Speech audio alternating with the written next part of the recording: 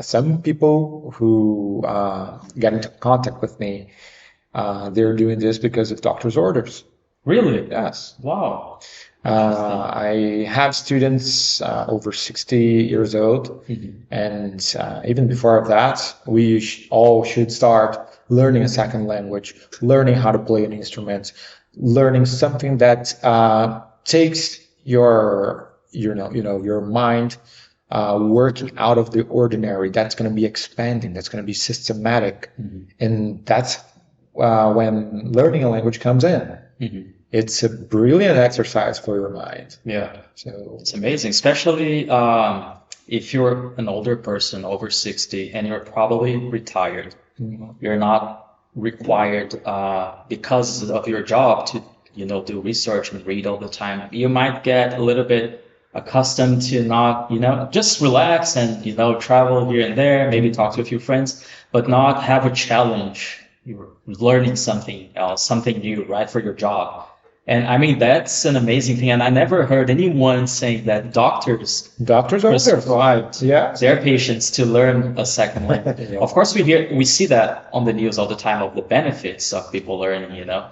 But like an actual doctor, prescribing that's very Yes, it's preventing Alzheimer most of the times. It's where learning a second language comes in. And one thing I can guarantee, it's never too late for anyone to learn a second language. oh, definitely. Yeah. Some people have this old prejudice, and it just slows them down. And it's about encouragement. I must say it's not easy for majority of people when they're after they're 60. Of course, it will be easier if you were younger, especially when it comes to the listening.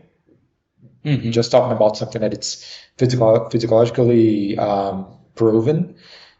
But of course, you can Because learn. kids are like sponges. They absorb everything. Yeah, it's about your listening. Easier. The older you get, your listening gets worse and worse according to how you age. That's nothing we can do about it. Yeah. It's just our body Yeah. aging. Yeah. But I mean, So far, we cannot do anything about it. yeah. So But maybe in the future, I don't know. I've heard that there are studies of people trying to, like increase the span of human life, and then I don't know. Maybe we can do something about how do you call those cells that can transform that stem cells. stem cells? Yeah, maybe we can use that kind of technology to, renovate our ear. Yeah, our listening capacity. Yeah, That would be fantastic. that would be awesome. Yeah. But it's always something good to encourage older people to learn a second language. I do encourage not only as an activity for the brain, but as a routine. As you probably know, it's really important for especially retired people to have a routine. And most of them who I see having a healthy lifestyle, they do have their routines and they follow everything by the book, and they are very dedicated to this. And Yeah. it's something that really give us an extra boost Yeah. to teach them. Nice. That is nice. Yeah.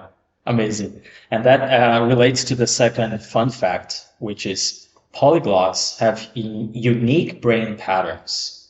So people who are proficient in multiple languages often exhibit unique brain patterns. And this is shown in brain scans, right? That the brain literally changes when you're learning a second, a third, fourth language. It's really amazing what something that feels like, oh, it's stupid. You're just learning a language, but you're literally like changing the patterns of your brain, creating more gray mass, like more gray. Yeah. Again, no surprise at all. I've seen studies about the areas of your brain that are activated while you are learning and talking a second language, a third language. It expands pretty much when you are watching something that is completely new to you. For example, if you're watching a video of something that's going to change the world completely, and you get really focused and really aware of what's going on, your brain works differently. And when they compare the images, it's the same good feeling when you have when you're learning something that makes sense to you.